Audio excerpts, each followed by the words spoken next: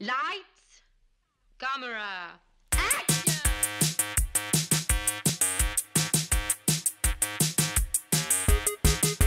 Aujourd'hui à l'émission, Moonstruck, Romy and Michelle's High School Reunion et Dalida. Bienvenue à On jase de film.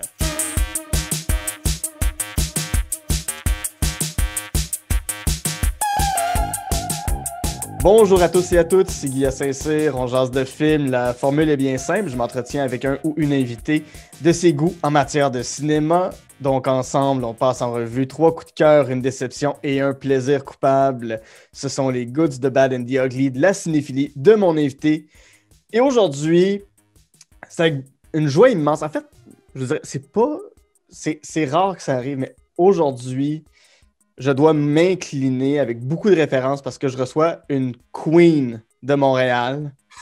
C'est Barbra Streisand, Mariah Carey, Céline Dion, Cher dans une seule personne. Ladies and gentlemen, Trana Wintour. Salut, oh mon Trana. Dieu, quelle intro, merci. Je suis vraiment content de te recevoir. Je t'ai entendu sur quelques podcasts, puis je te trouve fabuleuse. J'adore ce que tu apportes. J'aime ton énergie. Fait que j'ai comme... Merci. peux Honnêtement, pas- je dois faire une confession. Vas-y. Je pense que quand tu as commencé à me suivre sur le compte de ton podcast sur Ouais. Instagram, et j'ai découvert ton podcast et j'ai vraiment fait comme un souhait que tu allais m'inviter parce que j'adore le concept, j'adore le show et je suis vraiment très heureuse d'être sur ton podcast. Hey, merci. Pour les personnes qui ne te connaîtraient pas, Trana, tu es une humoriste, tu as été la révélation de Just for Laughs en 2019. Tu animes depuis quelques années les soirées Rocky Horror Picture Show. On a pu te voir dans des shows à ZooFest, dans toutes sortes de spectacles, des shows justement qui rendent hommage de façon humoristique à Céline, à Mariah Carey, à Alanis Morissette. Avant qu'on commence l'entrevue, je veux savoir c'est quoi les films qui t'ont marqué, puis je pense qu'il y a un de tes films qui t'a marqué quand tu étais jeune, mais c'est quoi les films qui t'ont marqué enfant puis adolescente? Il y a énormément et en fait, c'était tellement difficile de faire mes choix pour toi aujourd'hui. Comme je suis vraiment quelqu'un qui a été comme hyper marqué par la culture pop, même dès l'âge de 2 ans quand j'ai vu The Wizard of Oz pour la première fois. Ah ouais, à 2 ans, puis tu t'en rappelles? Je m'en souviens pas du premier fois que je l'ai vu, mais je m'en souviens quand j'avais 3 ans, je me suis déguisée comme le Wicked Witch of the West pour Ah, Halloween. Et je m'en souviens très bien du costume que je vais porter. Et ma mère me raconte l'histoire que quand elle m'a amené au preschool cette journée-là, uh-huh. tous les autres enfants étaient déguisés dans des couleurs pastel, vifs, des princesses, des cowboys, et moi j'étais là comme tout en noir avec un visage vert. Um, alors, c'est sûr que The Wizard of Oz était vraiment comme foundational pour moi. Uh-huh. Aussi, je pense tous les films des années 90 comme The First Wives Club, on va parler de Romy et Michelle en plus de détails. Mhm. Mais c'est sûr que c'est vraiment, je suis toujours attirée par les films qui ont des female leads, comme c'est très rare que je m'accroche à un film qui a un male lead. Oui. J'aime vraiment les histoires des femmes puissantes. Je m'en souviens aussi, le documentaire Truth or Dare de Madonna a été aussi super Hmm. marquante pour moi. Je pense que c'était la première fois que j'ai vraiment vu des personnes queer qui étaient fabuleux et qui s'exprimaient et qui s'amusaient aussi. Ça, c'était vraiment un film super important pour moi aussi. Ouais. Ben, rentrons justement dans ta liste avec ton premier choix qui est Moonstruck, un film de 1987 de Norman Jewison qui avait aussi réalisé une dizaine d'années avant Jesus Christ Superstar pour le replacer. Ça met en vedette, je pense, une de tes idoles de toujours, Cher, Oui, Olympia Dukakis. Au moment où on enregistre, on est le 3 mai, j'ai appris qu'elle qui est morte il y a 2 jours. Oui, Ça m'a fait de quoi? J'étais comme, moi voyons. aussi, ça m'a vraiment rendu triste, especiellement à cause justement de sa rôle dans cette film, parce que c'est vraiment une de mes films préférés. Je le regarde à chaque année depuis que j'ai 12 ans. Ah ouais. Et je l'ai découvert pour la première fois. Et sa rôle dans cette film comme la mère de Cher Mhm. est vraiment subtile, drôle, humaine. Je pense que Olympia Dukakis comme actrice et même comme personne était vraiment comme un testament à l'expérience humaine. Ah ouais. Wow. Puis il y a aussi, bon, pour compléter la distribution, Nicolas Cage et Danny Aiello. C'est un film où tout le monde a des gros accents italo-américains. Euh, Bon, je sais que Nicolas Cage a lui-même des racines italo-américaines. Son nom complet, c'est Nicolas Coppola Cage. Euh, Mais ça raconte quoi, Moonstruck? Mais à la base, l'histoire est très simple. Ça raconte l'histoire du personnage de Cher qui s'appelle Loretta.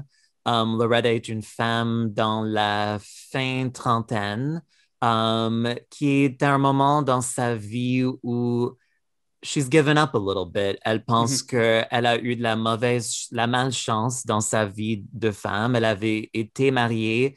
Son mari est mort à cause d'un accident de voiture. Et elle s'est laissée tomber un peu. Elle a des cheveux grisés.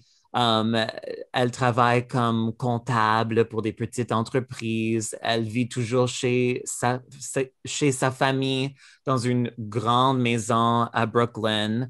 mhm, Et on rencontre ce personnage au moment que présentement, elle sort avec un homme qui n'est pas très excitant, un homme vraiment assez banal, lui-même très accroché à sa famille.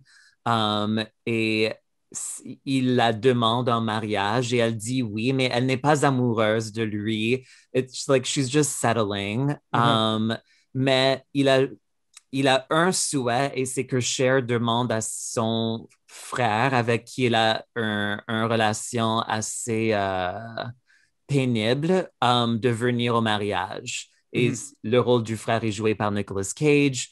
Cher lui demande de se présenter à la mariage, and then everything goes crazy from there. Cher tombe amoureuse de lui, et c'est une, une explosion d'énergie entre Cher et Nicolas Cage et la façon qu'il tombe en amour avec chacune. I don't know, c'est un peu comme My Big Fat Greek Wedding, mais Ouais. dans le temps, mais beaucoup Mhm, plus simple. Et je pense que Moonstruck a beaucoup plus de style que My Big Fat Greek Wedding. ouais. Comme My Big Fat Greek Wedding, quand je l'ai vu dans le temps, je l'ai adoré, mais avec le temps, je pense pas que ça a super bien agi. Mhm. Mais Moonstruck, en ce moment, découvre comme un nouveau public. Il y a eu comme une édition de Criterion qui l'ont réédité en C'est vrai. Blu-ray. Et moi, je vois comme juste sur Twitter des gens qui le découvrent et il y a vraiment comme une renaissance qui se fait à partir de Moonstruck. Mais moi, je me sens comme, I'm like, I've been here since 1999 watching this movie. Like, je sens comme Territorial et comme, je sens un peu comme Moonstruck m'appartient à moi. Ouais, c'est comme si c'était ton bébé, puis là, il faut que tu le laisses un Exactement. peu aller à d'autres. Et je sais que c'est pas le cas, bien sûr. Le film appartient à tout le monde, mais quand même, je pense que quand j'étais jeune, j'étais toujours comme ça avec les choses que j'ai aimées. Mhm. Probablement parce que dans ce temps-là, comme dans mon enfance et dans mon adolescence, je sentais comme, like, la culture pop, that was all that I had. Ouais. So je voulais toujours le garder pour moi. Mhm. Comment t'expliques qu'il y a une renaissance de ce film-là, que les gens le redécouvrent puis qu'ils se le réapproprient en 2021, 33, 34 ans plus tard? Honnêtement, j'ai aucune idée. Je pense que c'est sûr que les millennials veulent toujours découvrir quelque chose qui est un peu underground et l'amener au mainstream et faire cette sorte réclamation parce que ça leur donne comme un sorte de cool factor. Mhm. Et je pense que si on, comme j'ai dit tantôt, Moonstruck a beaucoup de style, comme c'est filmé à Brooklyn. Le personnage de Brooklyn est vraiment évoqué. Comme personnellement, quand moi je le regarde, je peux même sentir l'air, comme Ouais. c'est ça. How do you say it's set? C'est C'est situé, oui, c'est ouais. ça. C'est situé comme, je dirais, fin novembre, début décembre. Ah ouais. On ressent pas beaucoup le sentiment de Noël, mais il y a une grande scène où Nicolas Cage et Cher s'en vont au Metropolitan Opera.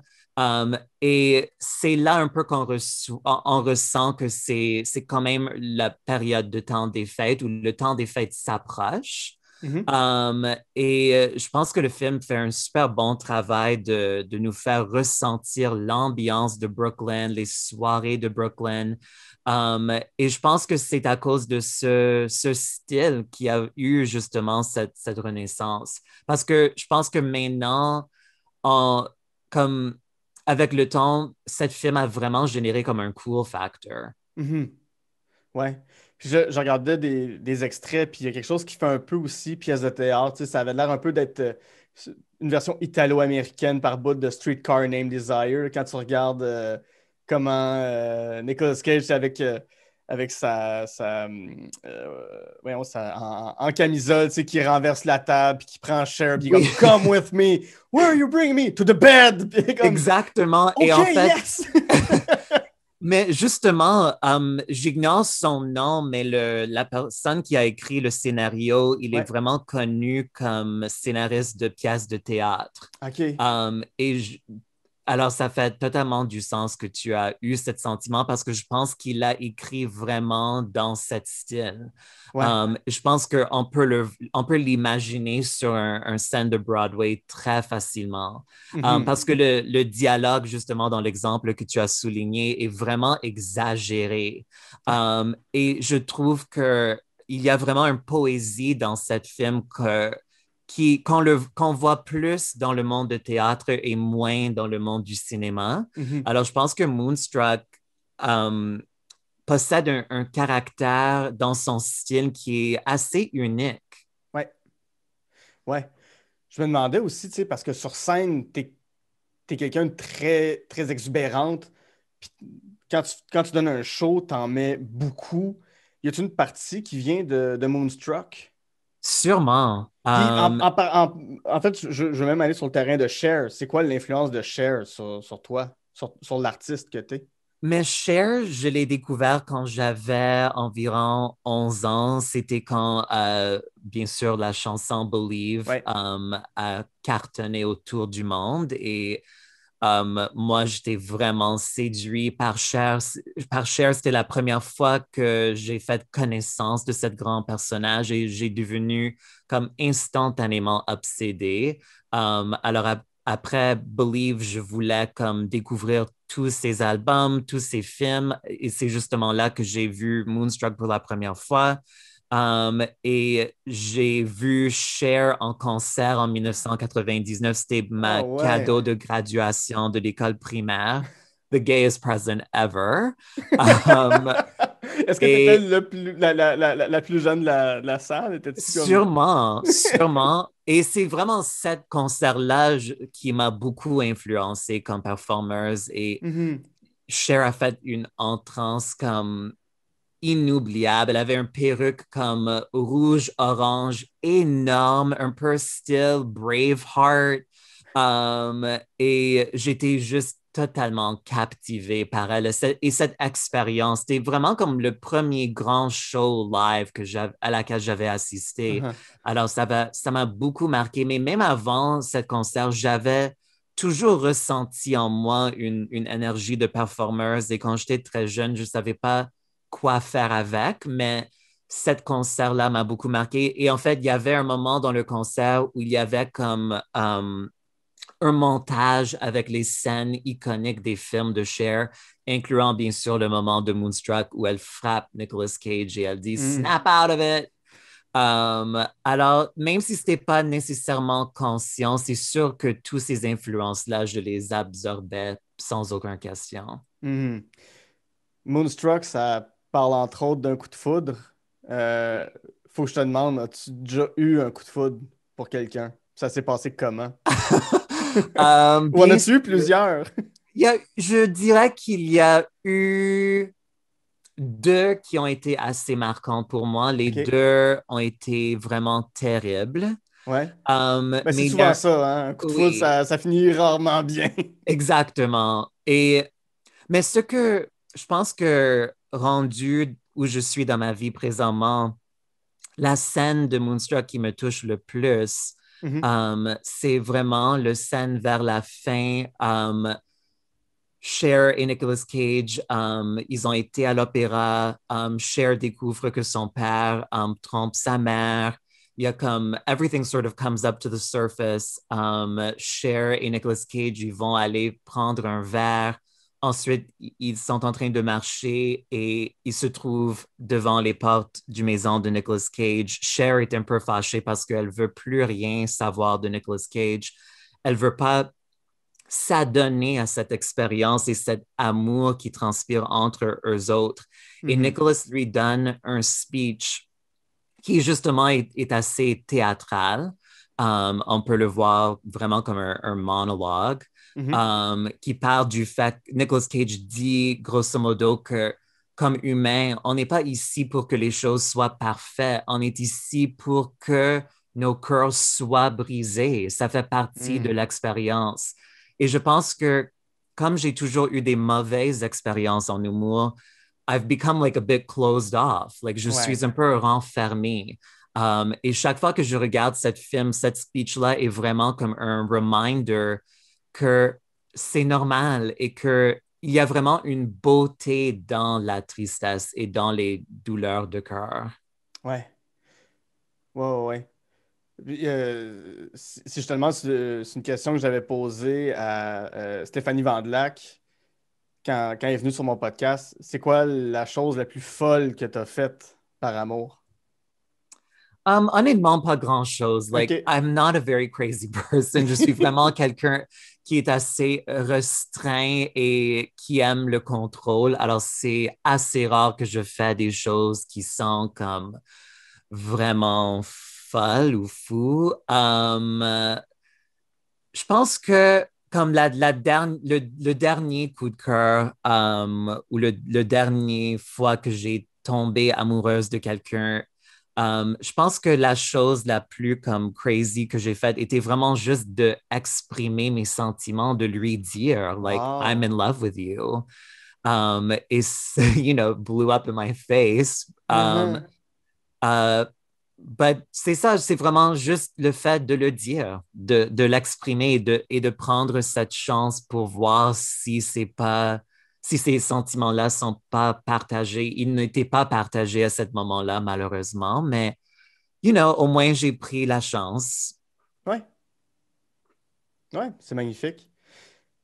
Mais je pense que j'ai un peu trop de fierté de faire des grands comme gestes. Ouais, je Like, I'm comprends. not gonna pull a John Cusack et me retrouver comme dehors de quelqu'un, de Avec un chez ghetto eux avec un blaster. boombox en train de jouer, I don't know, Kylie Minogue, Can't Get You Out of My Head.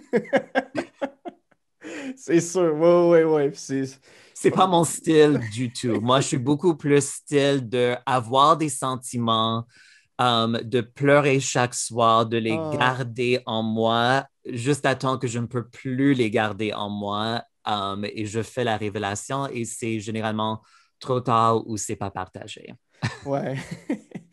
Puis t'as-tu déjà eu dans ta vie un moment où tu t'es dit, là, ben, à part le speech, mais où tu avais l'impression d'être dans Moonstruck parce que, je sais pas, c'est une situation qui était tellement théâtrale, ou tu sais, des fois, tu vis une situation, puis c'est pas obligé d'être une relation amoureuse que ça, mais tu te dis, voyons, je suis dans une pièce de théâtre, moi, là. Je suis sur Broadway, puis je le sais pas.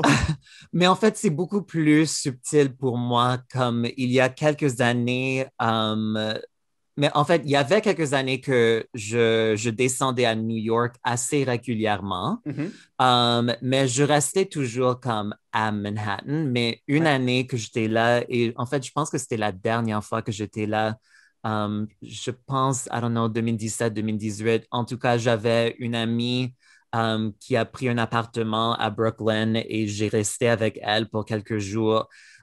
Et les soirs que j'étais seule, juste me promener dans les rues, trouver de quoi à manger, je me sentais vraiment comme si j'étais dans Moonstruck. Il y avait comme Ouais. vraiment cette vibe de Brooklyn qui est difficile à articuler, mais je pense que Moonstruck a vraiment capturé cette vibe. Et c'est sûr que Brooklyn a beaucoup changé depuis le tournage de Moonstruck. Mais quand même, il y a juste comme une sorte de magie dans l'air quand on est à New York et en Mhm. particulier à Brooklyn et en particulier le soir, comme la scène, il y a une scène qui se déroule dans Moonstruck où Olympia Dukakis, qui joue le rôle de la mère de Cher, elle a une soirée à elle tout seule où elle va comme dans le restaurant local. Elle est seule, elle se promène seule. Elle se trouve finalement en compagnie d'un gars qui est joué par le père dans Frasier. Ouais. J'oublie son nom. Mais Ouais, en ouais, tout ouais, mais... cas, il se joint à Olympia, ils dînent ensemble et par la suite, ils se promènent dans les rues de Brooklyn. Il y a juste une magie dans l'air qu'on ressent et que moi, je ressens à chaque fois que je suis là moi-même. C'est tellement une belle ville. L'ensemble de New York, le Manhattan, Brooklyn, même certains coins de Queens. Tu sais, à chaque fois que je suis là, je ressens exactement ce que tu dis, d'avoir l'impression que tu es dans un film, peu importe où tu es dans cette ville-là. Exactement, Ouais. exactement. Et je pense que c'est une des raisons pour laquelle j'adore Moonstruck, c'est parce que ça, ça le capture d'une manière qui est vraiment poétique.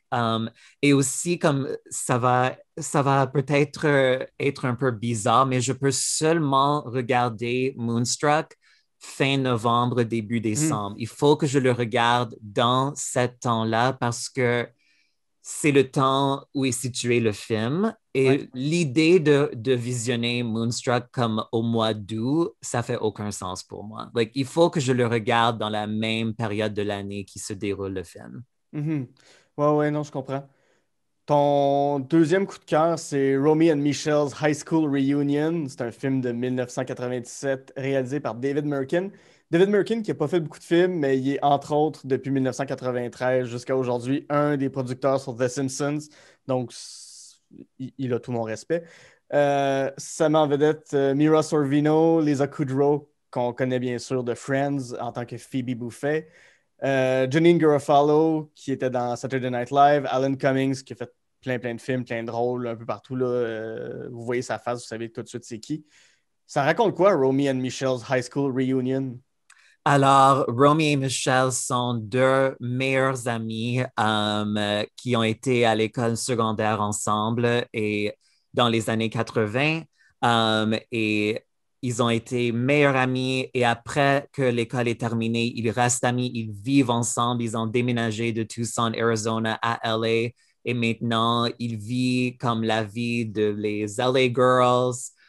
Ils ont une vie assez particulière, mais fabuleuse. Elles sortent à chaque soir dans des vêtements qu'ils ont fait eux-mêmes, qui sont tellement comme flashy, Ouais. sexy, Un peu vibrantes tacky aussi. Là. et un peu tacky absolument, comme super années 90. Mais en fait, Romy travaille à un concessionnaire de voitures de Jaguar. Et Mhm. par chance, une des clientes, une journée, est le personnage de Janine Garofalo, qui est vraiment comme euh, pas méchante, mais a un darkness et elle est très cynique. Et alors, en fait, Romy et Janine Garofalo, ils ont une sorte de petite réunion qui se font entre eux autres. Et c'est Janine qui fait révéler qu'il y aura le 10e réunion ou le 10e anniversaire Ouais. de leur graduation. Et là, um, Romy et Michelle, ils sortent leur yearbook, ils commencent à regarder tous les photos. On a des scènes incroyables, des flashbacks, des moments vraiment pénibles qu'ils ont vécu à l'école secondaire. Et leur main mean girl était une femme qui s'appelle Christy Masters, qui était vraiment comme le bitch de l'école, la fille la plus populaire, mais elle était vraiment comme terrible comme personne. Et Romy et Michelle, ils ont vraiment dans leur tête que cette réunion est vraiment une opportunité de montrer à toutes les personnes avec qui ils ont été à l'école qu'elles sont fabuleuses maintenant, elles ont des belles vies, mais en se préparant pour la réunion, elles commencent à réaliser que peut-être leurs vies ne sont pas si fabuleuses que ça. Romy n'a pas vraiment un super bon travail. Michelle, au moment qu'on les rencontre, n'a même pas de travail. Elles vivent ensemble. Ils n'ont pas de chum. Ils ne sont jamais mariés. Alors là, ils sont déprimés. They're like, oh my God, how can we go to this reunion? We're such losers. Et là, ils ont l'idée de, OK, well, peut-être nos vies ne sont pas nécessairement exactement tout ce qu'on veut en ce moment, mais on peut tout simplement prétendre. Alors, ils commencent à fabriquer comme des businesswoman suits. Ils créent un narratif qu'ils ont inventé des post-it et c'est comme ça qu'ils ont fait leur fortune. Et elles se présentent aux réunions et bien sûr, leur mensonge est découverte and everything goes crazy from there. À quel moment tu as vu ce film-là la première fois? J'ai une mémoire très vague de l'avoir vu en cinéma quand j'avais comme 10 ans. OK. Et par la suite, je l'ai eu en VHS et je le regardais comme, je ne sais même pas combien de fois par année, honnêtement. Je me demandais aussi, parce que c'est un film qui traite du 10e du secondaire, quel genre de secondaire tu as eu? Mais mon expérience a été assez pénible. J'étais vraiment comme victime d'intimidation. Ouais. Pour moi, ça a vraiment commencé à l'école primaire. Ça a vraiment commencé quand j'avais 5 ans et ça a duré, je dirais, jusqu'à 15 ans. Ouais. C'est sûr que je dirais vers le 3e année de secondaire, ça commençait à être un peu mieux. Mais c'est sûr qu'avec cette expérience que j'avais vécue personnellement, j'ai trouvé vraiment une connexion avec Romy et Michelle. Ouais. Parce que à la fin de la film, bien sûr, il y a un moment finalement où ils sont en mesure d'avoir cette revanche. Et c'est une scène qui est comme, I don't know, c'est vraiment cathartic pour moi. Comme c'est un moment que j'ai rêvé d'avoir moi-même pendant très longtemps. Dans quel sens? C'est quoi la scène pour ceux qui l'ont pas vu? Alors, on est aux réunions. Le mensonge de Romy et Michelle est exposé. Elles sont de nouveau ridiculées par tout le monde. Tout le monde rit d'elles. Et finalement, Michelle et Romy se regroupent. Et c'est vraiment Michelle qui dit à Romy que, avant qu'on venait ici aux réunions, moi, je pensais toujours que nos vies étaient fantastiques. We're best friends, on s'amuse toujours, on vit à LA. Like, sure, we might not have great jobs or boyfriends, mais nos vies sont vraiment comme fantastiques. Et nous sommes fantastiques. Alors là, les deux filles, ils sont comme de nouveau inspirées. Elles vont changer leurs vêtements et elles mettent ce qu'elles mettent normalement, des mini-dresses dans des couleurs vraiment ridicules. Michelle est tout en rose, Romy est tout en turquoise. Et elles retournent aux réunions avec vraiment comme une mission, même dans la façon qu'ils marchent dans la salle de réception. Elles marchent jusqu'à Christy Masters. Et là, elle donne un speech. I don't know if I know it by heart, but Romy se dit à Christy, essentiellement, Christy, why do you always have to be such a fucking bitch? And then, Romy vraiment comme, elle s'exprime comme tous les sentiments qu'elle garde en elle depuis 1987. Et c'est juste un moment comme... Tu le regardes, mais moi, je le regarde et comme je suis en train comme d'applaudir. Ouais. Parce que c'est pas facile, quand tu as comme un bully pour toute ta vie. Ouais. qui te ridicule, qui te cause beaucoup de mal, Ouais, c'est difficile de trouver ton propre pouvoir et and to stand up to them. ouais, Alors pour moi, cette scène, et je pense que c'est la fantaisie de tout le monde qui a eu cette expérience dans leur vie. ouais. Puis j'imagine quand, comme dans ton cas, on est une personne trans, quand tu es une femme, puis j'imagine que tu le sais depuis longtemps, puis que faut vivre avec ça. Quand tu es au secondaire, puis que quelqu'un te pin down constamment, ça doit être épouvantable à vivre aussi. Oui, honnêtement, ça cause des problèmes long terme, les problèmes de confiance. Ouais. C'est traumatique et ça reste avec toi pendant plusieurs années. Je pense que présentement, je suis dans un moment de ma vie où I've made my peace with that experience, but il Mhm. y a quand même des moments, où on le ressent de nouveau. I don't know, c'est difficile d'imaginer qu'il y aura un moment où ça m'affecte comme vraiment plus jamais du tout. I don't know if that's even Ouais. possible. Ouais, ouais. Ça Mais résonne beaucoup, ouais. Mais j'ai ça, eu un ouais. moment où j'avais comme l'opportunité d'avoir mon moment Romy et Michelle. Mhm. C'était il y a quelques années et c'était pour mon showcase pour Just for Laughs pour le New Faces. Ouais. C'était pas le show, c'était vraiment l'audition en fait. Et Mhm. c'était au Comedy Nest. Et les programmeurs du festival ont été là, bien sûr. C'est là où ils voient tout le monde pour décider qui va la voir. So, c'est quand même un big deal. Il y a beaucoup de pression ces soirées-là. Et quand j'étais en train de me monter sur scène comme la petite marche du, green room vers la scène, Mhm. j'ai vu dans le public un de mes agresseurs Oh. qui s'appelait Marco. Mhm. Um, et mon Dieu, comme j'avais en tête, et toutes ces pensées-là se déroulaient en quelques secondes, mais j'avais vraiment comme le sentiment comme, oh my God, like, ça c'est mon moment, Romy Michelle, like, je suis sur scène, j'ai un moment maintenant de lui humilier devant tout le monde dans cette salle. Et c'était Uh-huh. comme un salle comme plein cette soirée-là, like, I don't know, 100 people. Wow. Um, et je pense que ça pouvait comme... Parce que bien sûr, je l'aurais fait d'une manière drôle, you know what I mean? Parce Mhm. que ça peut devenir juste triste très facilement. Parce que tu veux pas donner la bully de ton bully dans une salle où les gens n'ont pas le contexte non plus.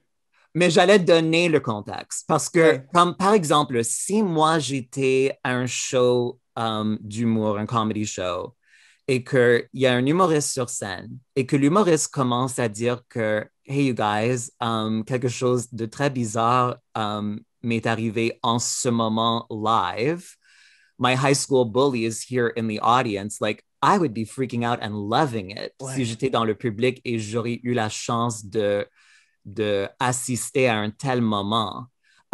Mais c'était mon audition pour Juste pour rire. Mhm. Je voulais pas perdre cette chance. Ouais, Il c'est pas le fallait bon que je moment. fasse mon matériel cette soirée-là.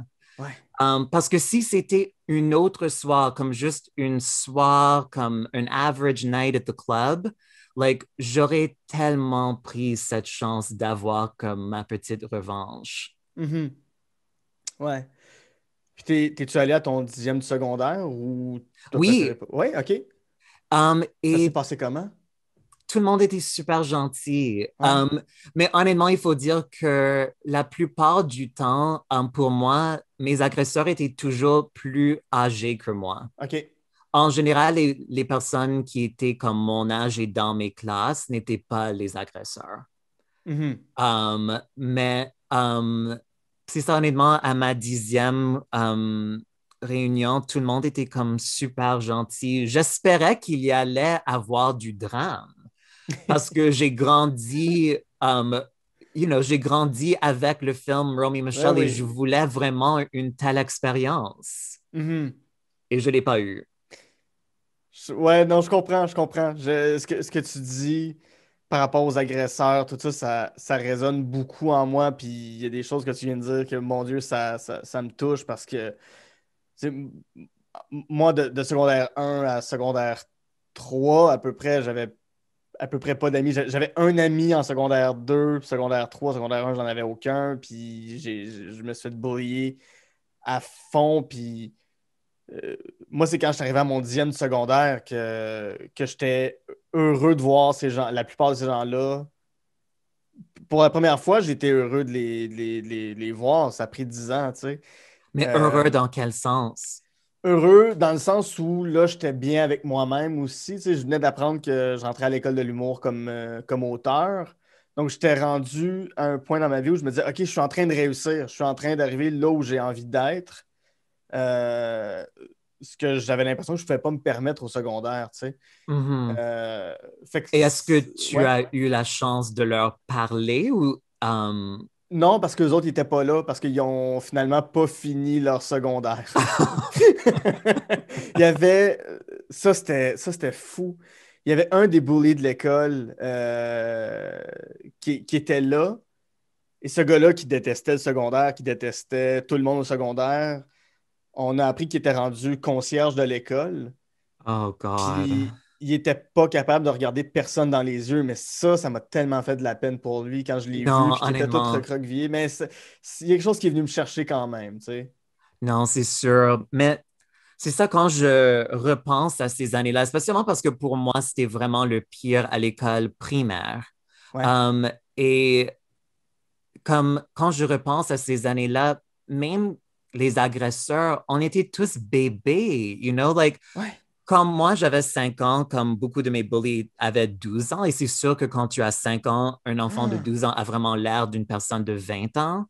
Mais quand je regarde maintenant un enfant de 12 ans, I'm like, ils sont tellement comme toujours des bébés. Oui. And I'm just like, où est venue cette comme méchanceté? What's the word? Est-ce que Ouais. ça, c'est un mot? Mais oui, oui, mais à 12 ans, pour t'en prendre un enfant de 5 ans, je peux pas croire, là. Mais c'est ça qui fait aucun sens. But hurt people, you know, c'est un Ouais. cliché, mais c'est vrai. Et c'est sûr que j'imagine que mes bullies avaient sûrement des choses qui leur arrivaient aussi. Mhm. Et c'est ça qui rend comme toute l'histoire au complet juste tellement triste pour tout le monde impliqué. Ouais. Je vais revenir sur quelque chose. S'il y a une jeune personne qui sait qu'il ou elle est trans, puis qui ose pas en parler, qu'est-ce que tu dis à cette personne-là? Oh mon Surtout, Dieu, surtout pour des adolescents, parce que là, tu sais, on est dans Romy and Michelle, puis on est dans une ambiance plus secondaire, là, mais si tu devais parler de ça à des jeunes au secondaire. oh mon Dieu, c'est tellement difficile à répondre parce que j'ai vraiment toujours pas les réponses, honnêtement. Ce OK. que je vois par contre, c'est que les temps ont beaucoup changé parce que Ouais. quand moi j'étais jeune, je connaissais même pas le mot trans. Ouais. Alors, je n'étais même pas capable de m'identifier. Et c'est ça qui a rendu les choses encore plus difficiles. Et ce qui est très bizarre, c'est que, spécialement à l'école primaire, comme l'insulte qui a été toujours comme dirigée vers moi était comme juste le mot fille, you know, Ouais. comme être une fille était la chose le plus horrible qu'on pouvait être au monde. Mais bizarrement, mes bullies avaient raison. Like, oui, j'étais une fille, mais je le savais même pas Ouais. moi-même. Ouais. Mais ils ont vu quelque chose en moi qui était finalement très vrai. Mais maintenant, je vois des jeunes de 8 ans, de 12 ans qui ont la connaissance, qui ont la terminologie et qui ont des façons de s'identifier. Et ça, c'est vraiment incroyable. Ouais. Alors, honnêtement, je pense que les jeunes trans n'ont pas besoin de moi et de mon avis parce que they've already figured it out, you Ouais. know? And c'est vraiment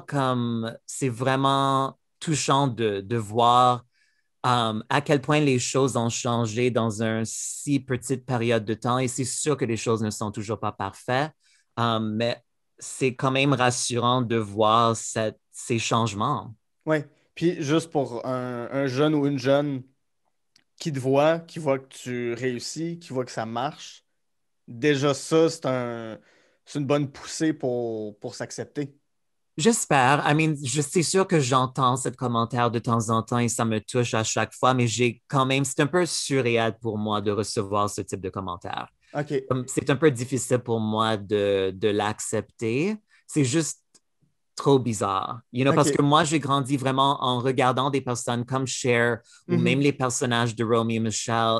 Et j'étais tellement fan d'elle et j'étais tellement inspiré d'elle. Et le fait d'être maintenant sur l'autre côté, c'est juste trop surréal. Ouais. On va passer à ton troisième coup de cœur. Là, on va aller dans le glam à fond. On va aller rejoindre une autre diva. Après Cher, on s'en va vers Dalida, Oui, un film de 2016 de Lisa Asuelos qui met en vedette Zviva Alviti, Ricardo Scamarcio, Jean-Paul Rouve, Neil Schneider et Vincent Perez. C'est une grande histoire, c'est une vie tragique, c'est un destin tragique, celui de Dalida. Qu'est-ce qu'on voit dans le film sur sa vie à cette chanteuse-là? mais on voit vraiment toute sa vie, qui est vraiment étonnant qu'ils ont été capables de le faire comme ça. Mhm. Je pense en général, les biopics fonctionnent mieux quand quand le focus est mis sur une période précise, Ouais. comme une fenêtre de 5 ans versus le job de raconter une vie au complet, spécialement quand cette vie est plus large que la vie, Oui. comme celui de Dalida. Mais Ouais. quand même, je pense qu'ils ont très bien réussi. Ce n'est pas une film parfait, mais comme fan de Dalida, comme très grand fan de Dalida, Mhm. la performance de Sviva m'a beaucoup touché. Parce que c'est sûr que pour les fans de Dalida, on connaît son histoire. C'est une histoire de beaucoup de tristesse, comme elle aussi était victime d'intimidation, bullying quand elle était très jeune pour son Mhm. apparence. Elle avait eu des difficultés avec ses yeux quand elle était bébé, qui l'a fait comme... Elle a eu des procédures et des chirurgies qui l'ont laissé comme cross-eyed ou avec les yeux croisés. Alors, elle a eu comme beaucoup de bullying à cause de ça. Mais quand même, elle a été capable de créer une vie pour elle-même. Elle a gagné un concours de beauté finalement, Miss Égypte, qui l'a Mhm. permis de s'envoler vers Paris. Elle avait l'intention de devenir actrice, mais finalement, elle s'est retrouvée dans le monde de la chanson. L'homme qu'il a découvert, Lucien Maurice, un producteur, est devenu son mari et un ami très proche. Mais ils se sont mariés à un temps où la relation était comme déjà un peu finie. Mhm. Anyway, lui, son histoire termine avec le suicide. Ouais. Dalida, une des plus grandes amours de sa vie était avec un chanteur italien qui s'appelait Luigi Tenco. Lui, il s'est suicidé également. Aussi, ouais. Le troisième grand amour de la vie de Dalida, qui s'appelait Richard Chanfray, avec qui elle a passé 8 ans ensemble. Quelques années après leur rupture, il s'est suicidé également. Alors, c'est Dalida aussi, après le suicide de Luigi, fin années 60, elle a fait une tentative de suicide elle-même, Mhm. mais heureusement, ça n'a pas fonctionné. Les docteurs ont été capables de la sauver. Mais finalement, en 1987, elle s'est suicidée. Ouais. Après, ces dernières années semblent être vraiment des années de solitude. Je pense que, il faut s'en souvenir du fait que Dalida a été née dans les années 30. Mhm. Alors elle s'est grandie avec beaucoup d'idées de qu'est-ce que c'était une vie de femme, l'idée de se marier, d'avoir des enfants, des choses que Dalida n'a jamais eu d'enfants. Elle a eu un avortement dans les années 60 ou début 70 qui l'a laissé impossible d'avoir des enfants. Ouais. Alors, une autre tragédie. Ouais. Et je pense que Dalida avait le sentiment qu'elle avait, c'est sûr, gagné sa vie de star, mais qu'elle a raté sa vie de femme. Mhm. Um, mais je pense que même que je connaissais toute son histoire très bien, la performance de Sviva, je pense, a vraiment, I don't know, ça m'a permis de le voir d'une manière réelle. J'avais eu vraiment le sentiment que c'était Dalida qui revenait pour vraiment nous communiquer cette tristesse Ouais, d'une manière ouais. humaine que je pense pas que j'étais jamais capable de absorber au complet juste en lisant son histoire. Ouais, parce que la ressemblance entre la vraie Dalida et l'actrice Viva, c'est frappant, là. Ils ont fait un travail incroyable. Comme Ouais. déjà, même sans maquillage, Sveva comme ressemble beaucoup à Dalida, mais avec le maquillage et les petits prothèses qu'ils ont fait, like, c'est incroyable. Comme il y a des Mhm. moments aussi difficiles de les différencier. Ouais. Dalida, c'est une des premières divas contemporaines de l'image qu'on se fait d'une diva là, en robe, qui en met beaucoup, c'est chargé, qui donne tout un show. Tu sais, elle arrive avant, tu sais, elle arrive à peu près 7 8 presque 10 ans avant Barbara Streisand, est dans un contexte français où Edith Piaf est proche de la fin, puis Edith Piaf, oui, c'est une diva, mais est plus recroquevillée à cause de la maladie, tout ça. Puis elle arrive, puis elle est flamboyante, elle est glam. Exactement. Et aussi l'aspect de la réinvention qu'on connaît Mhm. très bien avec Madonna et tout le monde pense que c'est elle qui a vraiment établi ce blueprint, mais c'est vraiment Dalida. Ouais. Dalida a traversé tellement de styles, pas seulement de la musique, mais de la mode aussi. Elle a toujours été capable de évoluer avec les temps et de changer son image, changer son style, mais toujours restant elle-même. Mhm. Oui, parce qu'elle a fait du disco, elle a tout fait. Là. Dans les années 80, elle était dans un autre genre complètement, elle était plus dans le pop, puis elle a touché à tout, complètement. Exactement. Et je pense que ce que j'aime le plus chez Dalida comme icône, c'est qu'elle avait la personne Dalida vraiment comme une chaleur incroyable. Elle a donné tellement à son public. Ça, c'était vraiment le plus grande histoire d'amour de sa vie. C'était son public. C'est Mhm. sûr qu'à la fin, c'était pas assez, mais je pense que Dalida a vraiment tout donné. Elle avait Ouais. vraiment son cœur sur la manche comme en tout temps. Elle était transparente et vulnérable d'une manière qui est très rare chez les megastars comme elle. Ouais. Puis déjà, dans les années 70, elle militait pour le droit des homosexuels. Oui, Elle a même milité contre le sida à une époque où ça commençait, puis ça faisait peur, puis elle était comme non, non, on va militer contre ça. C'est une femme qui a embrassé des grandes causes aussi. exactement. Et je pense qu'elle était une femme d'une grande empathie. Encore une fois, qui est assez rare chez les megastars parce que Mhm. pour devenir megastar, il faut être assez égoïste. C'est juste la nature de ce type de réussite. Mais pour elle, le fait qu'elle a été capable de réussir à un tel niveau, mais de garder son humanité, me touche beaucoup. Mhm. Du film d'Elda, est-ce que tu as une scène préférée? Un moment qui vient de chercher plus que les autres? Mais honnêtement, la dernière scène, Ouais. même juste en pensant à cette scène, ça me fait comme, ça me donne des émotions. Mhm. Um, Parce que je pense qu'ils ont fait vraiment un bon travail sur le sound design, comme on peut entendre vraiment la silence et le son de son dernier respiration, mais c'est pas comme, it's not gratuitous, c'est vraiment, je pense qu'ils ont vraiment été, ils ont traité cette scène avec une délicatesse, is that a word? Mhm. Oui, oui, oui, oui. Et une sensibilité aussi, et une manière respectueuse également. Mhm. Alors, Dalida, en fait, elle a un dernier souper avec son frère dans le resto du coin de Montmartre où elle habitait. Elle rentre chez elle seule par la suite. Elles vivent dans une grande, belle maison et elle est là tout seule. On le voit comme monter les escaliers, rentrer dans sa chambre. En fait, ce qui marque beaucoup cette scène, c'est qu'il y a une chanson d'elle qui s'appelle Pour ne pas vivre seule qui se joue tout au long de cette scène. Mhm. Et c'est une chanson comme qui me touche énormément. Et comme the juxtaposition de cette chanson avec les images qu'on voit est très, très, très émouvante. Ouais.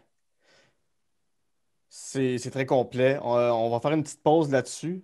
Au retour, on retourne dans la campagne anglaise pour retrouver le manoir de Downton Abbey, où cette fois-ci, en version film, tu aurais peut-être préféré pas entrer dans le manoir. Et on termine ça dans les paillettes avec Mariah Carey et Glitter. À tout de suite. Je profite de ce moment pour vous dire que On Jase de Film est disponible sur Patreon au www.patreon.com/On Jase de Film. Vous y retrouverez le podcast L'Armoire à cassette où je jase avec ma sœur Geneviève des nombreux films qui ont marqué notre enfance, ainsi que le podcast Amour et Flamèche où je fais découvrir pour le meilleur et pour le pire les films de l'univers Marvel à ma meilleure amie Camille. Parlant de Patreon, j'aimerais maintenant remercier les membres suivants. Christopher Prudhomme, Daria Desjardins, David Saint-Pierre, Gabriel Bordelot, Jen Saint-Cyr, Jadosaurus, John Vanance, Jonathan Gauthier, Maxime Périgny, Noémie Bellefleur, Tout Simplement Joe, Zachary Sirbelec, ainsi qu'Éric Biron. Pour vous abonner, www.patreon.com/On Jase de Film. En terminant, si vous avez 2 petites minutes, vous pouvez laisser 5 étoiles sur iTunes, vous abonner sur la chaîne YouTube de l'émission et, bien entendu, sur Facebook et Instagram, m'envoyer votre liste de films. J'aime toujours jaser de films avec vous. De retour en jase de films avec mon invité Trana Wintour, avec qui, en première partie, on a jasé des films Moonstruck, Romy and Michelle's High School Reunion et Dalida.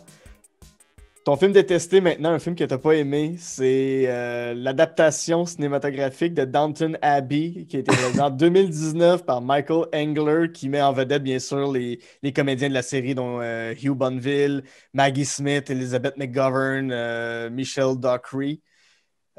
Avant qu'on parle du film, j'imagine que tu es une fan de la série Downton Abbey à la base. Oui, j'étais un grand fan de l'émission. Je dirais pas nécessairement obsédé, mais quand même, c'était une série que j'ai beaucoup, beaucoup aimée. Ouais. Qu'est-ce que tu aimes de l'univers Downton Abbey? Mais tu sais, honnêtement, c'est ridicule quand on s'accroche à ces personnages-là. Like, we have nothing in common with them. C'est des vieux riches anglais. Exactement. Mais quand même, je pense que c'est juste comme... Pour moi, si c'est pas déjà assez clair, je suis comme vraiment attirée par le glamour. Oui. Et il y a vraiment une sorte de glamour à Downton Abbey, spécialement avec le personnage de Maggie Smith. Et c'est un fantasy, you know? Et à la base, c'est un soap opera. C'est juste peut-être mieux écrit que les soaps qu'on regardait dans le temps, mais quand même, c'est vraiment un soap opera. Et pour moi, c'est quelque chose que je regarde pour avoir comme un escape. Pas quelque chose à laquelle je me vois représenter. Ouais. Bien sûr. Donc, le film, ça nous présente quoi? OK, il faut dire que quand je l'ai vu, alors je l'ai vu en cinéma, j'étais seule et je me suis endormie pendant le film, comme si j'étais mon grand-père. Like, c'est tellement... Like, j'ai vraiment, like, totalement endormi. Et je me suis réveillée à un moment donné, je savais rien qui se passait parce que avant que j'ai tombé endormie, c'était tellement plate. Like, il n'y avait rien qui se passait. Alors, depuis ce premier visionnement, je l'ai vu sur Netflix, je pense, l'année passée, pour voir si peut-être j'étais juste comme really tired that night. Ouais.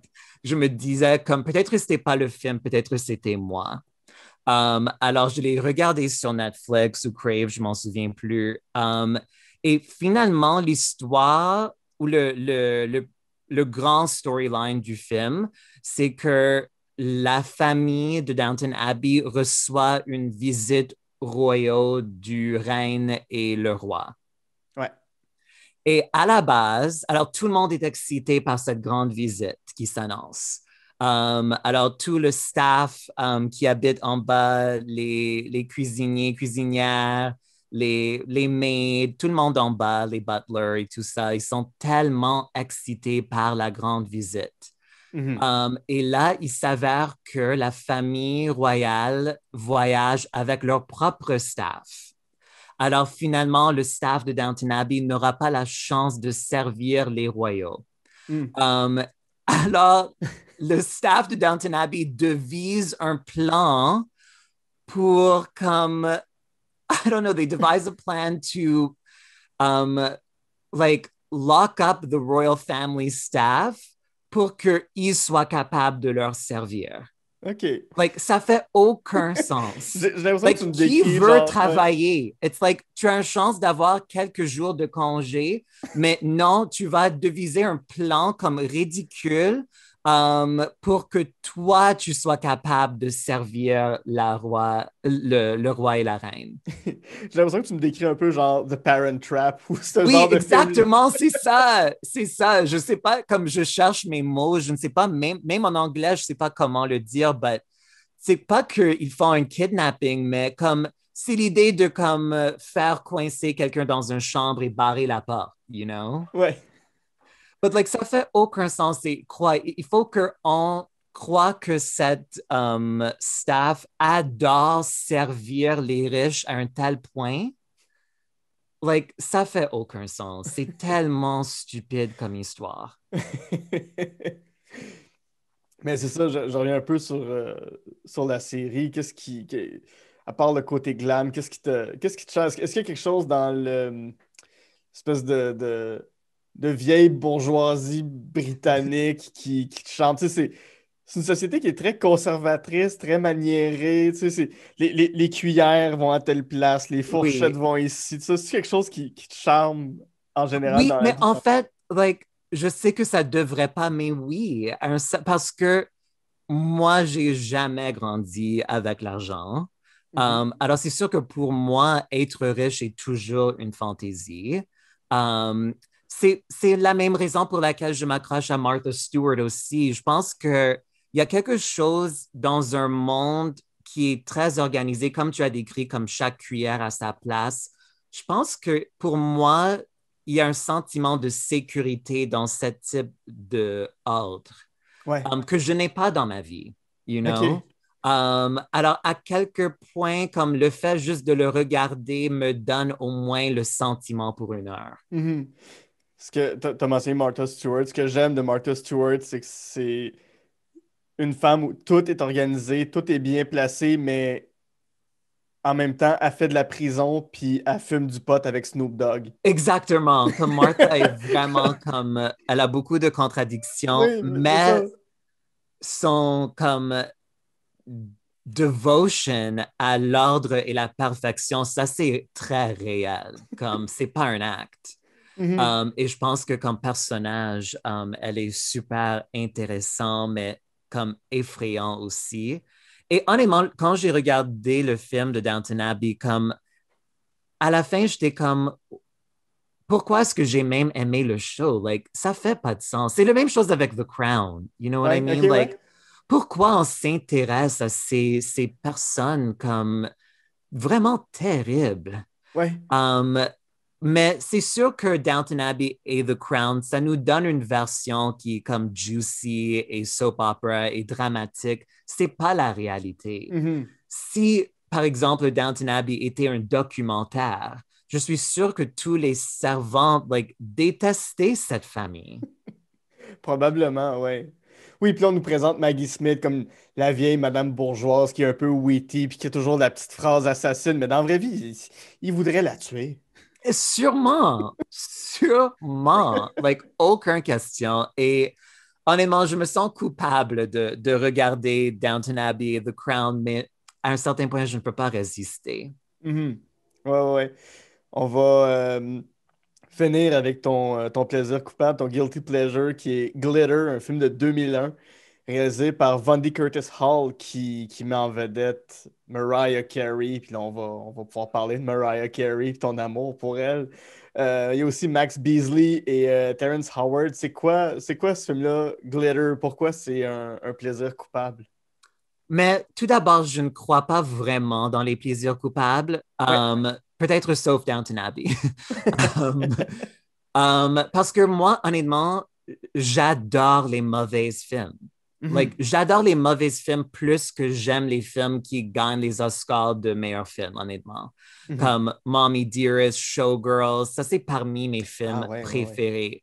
Et honnêtement, c'était incroyablement difficile de choisir un plaisir coupable pour toi parce que tous mes plus grands plaisirs sont techniquement des plaisirs coupables. Ce sont des films comme terribles. Glitter est vraiment comme... Oh mon Dieu, je peux même pas décrire à quel point c'est mauvais. Le scénario, le dialogue.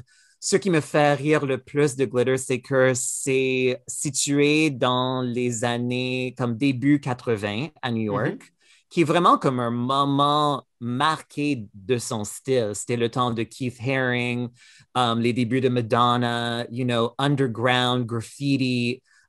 Mais Mariah, au niveau de son maquillage et les costumes qu'elle porte, elle est Mariah de l'année 2000.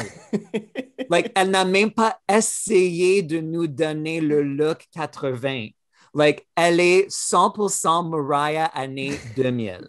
Ça, déjà là, pour moi, ça c'est, like, that's the best part of the movie.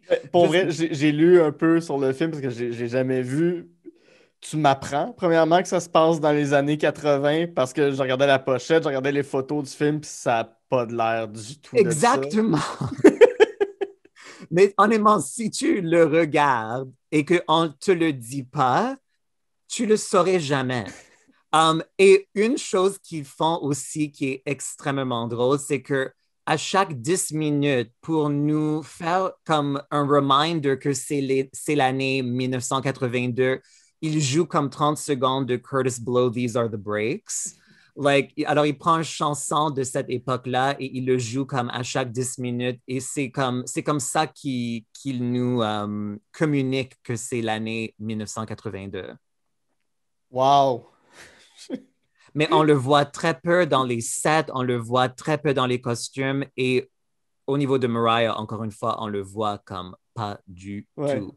Parce que Mariah, justement, elle est très, très, très consciente à son image. Et elle veut toujours apparaître de la façon qu'elle veut. Ce qui fait que, en fait, quand elle a joué dans le film Precious, comme c'était choquant qu'elle leur a permis de la montrer sans maquillage, you know, dans un lighting qui n'est pas super flatteuse. Et elle a donné vraiment une super bonne performance en Precious. Et même en Glitter, Mariah n'est pas terrible comme actrice. C'est juste que le scénario est horrible, la réalisation est horrible, mais quand même, le soundtrack que Mariah a fait, qui prend inspiration des années 80, comme l'album est super. C'est un de mes albums de Mariah préférés, honnêtement. Ah ouais. Wow. Je lisais aussi sur cet album-là qui est sorti. Ça, je trouvais ça fou. Oh mon Dieu, pauvre elle, pauvre Mariah Carey. C'est impossible que ce film-là soit sorti et que ça ait pu avoir un succès parce que la trame sonore est sortie le 11 septembre 2001. I know, peux-tu croire? Et le film est sorti le 21 septembre, 10 jours après. Peux-tu croire? Il n'y a rien qui fait que... Puis... C'était comme le désastre était écrit dans les étoiles. Honnêtement, il n'y avait pas de chance pour Glitter. Puis la photo sur Wikipédia pour représenter le film, ça... My God, je peux pas... Je trouve ça incroyable. C'est juste un grand poster qui annonce Glitter, puis en background, tu vois le World Trade Center en feu. Comme... Oh my God! Honnêtement, Mariah n'a vraiment pas eu la chance. Et parce que j'ai lu son autobiographie l'année passée, qui est vraiment super. C'est sûr que le chapitre sur Glitter, je dirais peut-être, elle n'a pas vraiment, elle n'a pas permis de tout dire, you know. Il y a des choses quand elle parle de toute cette expérience reliée au film qui sont un peu vagues versus les autres parties du livre qui sont super détaillées. Mais une chose que je trouvais très intéressante que je ne savais pas dans le temps, c'est que au moment qu'elle a décidé de faire le projet Glitter, elle a quitté Sony, qui était dirigé par Tommy Mottola, son ex-mari, qui a eu vraiment comme beaucoup de contrôle sur Ah Mariah ouais. pendant les premières 10 ans de sa carrière. Et Tommy avait vraiment avait vraiment en tête que le succès de Mariah était grâce à lui. Hmm. Alors maintenant que Mariah était libre de Sony, libre de Tommy, elle avait vraiment comme une pression de montrer au monde qu'elle était capable de réussir sans lui. Mhm. Et là, c'était comme le plus grand échec comme qu'on n'a jamais vu. Ben oui, puis c'est une époque pour encore là pour avoir lu sur le film. Je comprends la pression qu'elle devait ressentir parce que même pendant les promos, elle s'est rendue à l'hôpital tellement elle était stressée puis elle était plus capable de se gérer elle-même, là. Oui, c'était vraiment comme une période pénible pour elle, mais aussi, comme je m'en souviens plus comme des détails précis, mais elle décrit dans le livre plein de choses que Tommy a faites comme pour vraiment comme faire un peu de sabotage au niveau du Hmm. projet. Comme originalement le chanson Loverboy, qui était comme le premier extrait de l'album, avait un sample d'une chanson qui s'appelle Firecracker. Et apparemment, comme l'équipe de Sony a pris connaissance de la chanson et ils ont fait une chanson avec Jennifer Lopez qui utilise le même sample que Mariah a Non. voulu utiliser et ils l'ont sorti avant Mariah. Alors là, il fallait que Mariah comme réécrit, réenregistre la chanson avec un nouveau sample. Il y avait plein de trucs comme ça. Il y avait beaucoup d'intérêt du côté de Sony à voir que ce projet soit une grande échec. Ouais. Qu'est-ce qui te fascine avec Mariah Carey? Um, oh my God, c'est vraiment difficile à articuler. Encore une fois, c'est le glamour. Je pense que aussi, c'est que pendant longtemps, Mariah ne montrait vraiment pas sa vulnérabilité. C'est sûr Mhm. que c'est dans ses textes, mais dans son personnage, comme dans des entrevues, elle était toujours très gardée. Elle se dévoilait comme presque rien. Et pour moi, c'est pour ça que son livre était comme une grande révélation, parce que finalement, on peut comprendre l'histoire complète de Mariah. Et je pense que moi-même, je suis aussi à un certain point une personne qui est très comme self-protective. Ouais.